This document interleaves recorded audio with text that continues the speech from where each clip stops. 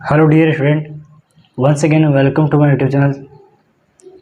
तो जो हमारी क्लासेस चल रही थी बीएससी सेकेंड ईयर की, जो हमारा पेपर नंबर 2 चल रहा था मैथमेटिकल फिजिक्स का, उसके अंदर हमारी पहले 5 क्लासेस कंप्लीट हो चुकी है, यानी कि 5 सेशन पूरे हो चुके हैं।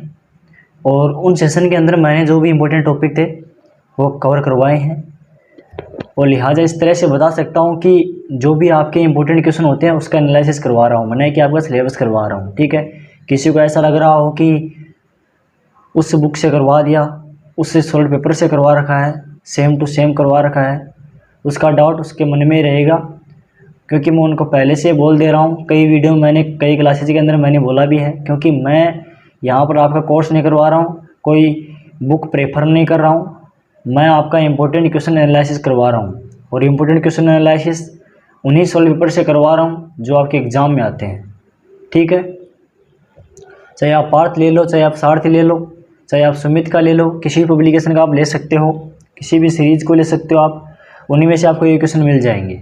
ठीक है, तो आज का जो हमारा सेशन होने वाला है वो होने वाला है चतुर्विम बल पर होने वाला है। फोर्थ जो आपका फोर्स है उसके ऊपर होने वाला है। ठीक है, फोर्स डायमेंशन जो फोर्स होता है उसके ऊपर आपका होने वाला है। तो इसके अंदर हम ध्यान से देखेंगे, ध्यान से देखना कि चतुर्विम बल क्या होता है। सबसे पहले इसकी परिभाषा देखेंगे। चतुर्विम संवेग पी म्यू का टाउ के सापेक्ष परिवर्तन की दर को ही क्या कहते हैं? चतुर्विम बल कहते हैं। यानी कि जो आपका पी म्यू होता है, जो संवेग होता है, चतुर्विम संवेग होता है, उसका आपको परिवर्तन करना है। किसके सापेक्ष करना है? टाउ के सापेक्ष करना है। और यहाँ पर टाउ आपका क्या है? समय है। ठीक है, टाउ के सापेक्ष परिवर्तन की दर को ही क्या कहते हैं? चतुर्विम बल कहते हैं। ठीक है, इसका जैसे फॉर्मूला डिस्कशन करूँगा तो फॉर्मूला क्या हो जाएगा इसका? F mu is equal D P mu upon d tau, क्योंकि इसका उपकरण कर रहे हैं। ये आपका समय का घटक हो गया, ये आपका समय का घटक हो गया। ठीक है, तो यहाँ पर जो आपका पी म्यू है वो आपका संवेग, चतुर्विम संवेग है, और डी टाउ है आपका समय में परिवर्तन। क्या है? समय में परिवर्तन है। अब इसके अंदर आपका एक इम्पोर्टेंट क्वेश्चन आता है, वो कुछ इस प्रकार से आता है, ध्यान से देखना। एग्जाम में आपको पूछेगा कि सिद्ध कीजिए कि जो चतुर्विम बल होता है वो चतुर्विम वेग के लंबवत होता है। इस प्रकार से आपका एग्जाम में क्वेश्चन बारी बारी से पूछा जाता है, कई बार एग्जाम में पूछा भी गया है, इसलिए मैं ये क्वेश्चन आपको करवा रहा हूँ। ध्यान से देखना है इसका सॉल्यूशन क्या होगा, किस प्रकार से होगा, किस प्रकार से हमें सॉल्यूशन करना है। ठीक है, तो देखना। तो यह है कि सिद्ध करो कि चतुर्विम बल और चतुर्विम वेग एक दूसरे के लंबवत होते हैं। ये किस प्रकार से होते हैं इसको मैं समझाऊंगा, ध्यान से देखना है, बिल्कुल इसकी बिल्कुल मत करना। कॉपी पेन साथ में लेकर बैठना है, आराम से लिखना है, आराम से एक एक चीज़ को समझना है। ठीक है, अब देखिए इसके अंदर आपका चतुर्विम बल और चतुर्विम वेग प्रूफ क्या करना है? You mu dot f mu is equal 0 होता है। ये हमें आपको क्या करना है? प्रूफ करना है। ठीक है, चतुर्विम बल की परिभाषा से। अब सबसे पहले हम किसकी परिभाषा से देखेंगे? जो चतुर्विम बल होता है उसकी परिभाषा से देखेंगे, जो हमने अभी आपको ऊपर बताई है, जो मैंने अभी जस्ट थोड़ा टाइम पहले ही मैंने आपको डेफिनेशन बताई है कि जो एफ म्यू बराबर होता है आपका D P mu upon d tau. ये आपकी आगे डेफिनेशन चतुर्विम बल की। ठीक है, तो चतुर्विम बल की परिभाषा से F mu is equal D P mu upon d tau is equal D upon d tau. यहाँ पर आपका पी जो म्यू है उसकी जगह हम ले सकते हैं एम नॉट यू म्यू भी ले सकते हैं। ठीक है, संवेग क्या होता है? वेग में परिवर्तन की दर या फिर द्रव्यमान गुणा वेग।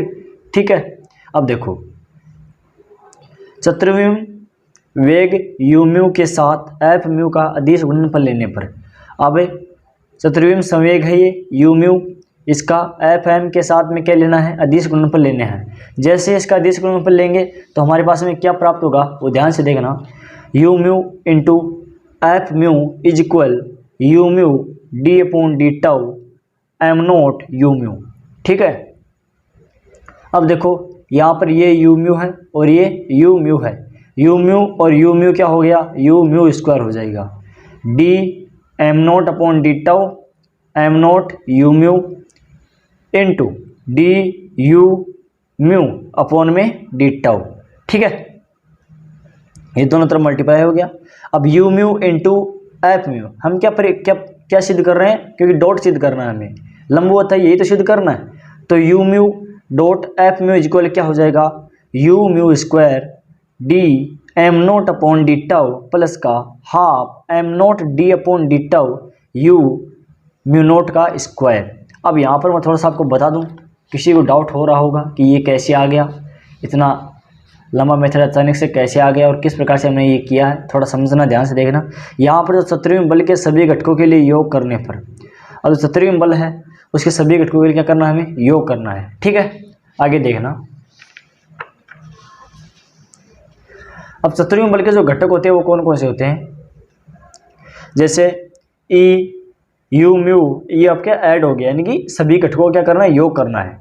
ई यू म्यू डॉट में F mu is equal D am not upon d tau E U mu का स्क्वायर प्लस में half am not D upon d tau summation u mu का स्क्वायर। ठीक है, सॉरी यू म्यू नॉट बोल रहा था मैं, यू म्यू का स्क्वायर। ठीक है, अब यहाँ पर सत्रहवें वेग की लंबाई निश्चितता के गुण से, अब जो सत्रहवें वेग है उसका जो लंबाई का निश्चितता गुण है उसी गुण से हम देखेंगे क्या होता है, as summation u mu square is equal minus का सी स्क्वायर। ये आपका सत्रहवें वेग की लंबाई की निश्चितता का नियम कि summation u mu square is equal minus का सी स्क्वायर। अब summation u mu dot f mu is equal minus का d upon d tau m naught c square minus का half m naught d upon d tau c square. ठीक है, यहाँ पर आपका M naught c square क्या हो जाएगा, विराम द्रव्यमान के तुल्य ऊर्जा, क्या हो जाएगी, विराम द्रव्यमान के तुल्य ऊर्जा। और सी है यहाँ पर आपका लाइट वेलोसिटी है, प्रकाश का वेग है। ये सभी जड़त्वीय निर्देश तंत्रों के लिए, ये सभी जड़त्वीय निर्देश तंत्रों के लिए निश्चर रहते हैं। ये दोनों चीज़ें क्या रहती हैं, कोई भी जड़त्वीय तंत्र हो आपका उसके लिए निश्चर रहेंगी। ठीक है, इनका समय के सापेक्ष अवकलन का मान क्या होता है, आपका शून्य होता है।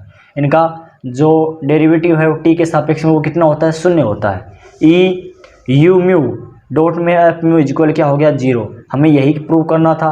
ठीक है, तो अतः प्रत्येक अक्ष के अनुदिश घटकों के लिए, अब जो प्रत्येक अक्ष है, चाहे एक्स एक्सिस हो, चाहे वाई एक्सिस हो, चाहे जेड एक्सिस हो, या फिर एक्स वाई हो, वाई जेड हो, या फिर जेड एक्स हो, कोई भी अक्ष हो उसके अनुदिश यदि घटकों के लिए हम ज्ञात करेंगे तो क्या हो जाएगा, u mu into F mu is equal शून्य होता है। अतः इससे यह स्पष्ट होता है कि विराम द्रव्यमान की निश्चितता में सत्रहवें बल तथा सत्रहवें वेग परस्पर क्या होते हैं, लंबवत होते हैं। और हमें यही प्रूव करना था, यही प्रूव करना था ना। देखिए, देखो इसमें दिखाया गया है ना कि सिद्ध करना है कि सत्रहवें बल और सत्रहवें वेग एक दूसरे क्या होते हैं, परपेंडिकुलर होते हैं, लंबवत होते हैं। और यही हमने क्या किया है, यहाँ पर सिद्ध किया है। ठीक है, तो आई होप सबको अच्छे से समझ में आ गया होगा, अच्छे से क्लियर हो गया होगा। अगर किसी को फिर भी समझ में नहीं आया है तो एक बार फिर से वीडियो को देख सकते हो, आपको यहाँ पर मिल जाएगा, प्लेलिस्ट में आपको वीडियो मिल जाएगी। बीएससी सेकेंड ईयर की मैथमेटिकल फिजिक्स की जो आपकी पीडीएफ है, प्लेलिस्ट है, उसमें आपको मिल जाएगी। और अगर किसी को फुल नोट्स चाहिए तो वो मेरे व्हाट्सएप पर कॉन्टैक्ट कर सकता है, वहाँ पर मैं आपको फुल नोट्स आपको अवेलेबल करवा दूंगा। इनसे हटके हैं वो पूरे बुक के हैंड रिटन नोट्स है, न कि सॉल्व पेपर के। ये तो इंपॉर्टेंट क्वेश्चन एनालिसिस है। ठीक है, जिस किसी को भी नोट्स चाहिए पूरे, वो मुझे व्हाट्सएप पर अपने कॉन्टैक्ट कर सकता है। मैं अपने व्हाट्सएप नंबर आपको कमेंट बॉक्स में दे दूंगा। ठीक है, वहाँ से आप संपर्क कर सकते हैं। ठीक है, तो आई होप सब लोगों को अच्छा समझ में आ गया होगा। कमेंट करके जरूर देना वीडियो कैसा लगा। चैनल को सब्सक्राइब कर लीजिए। Thanks for watching.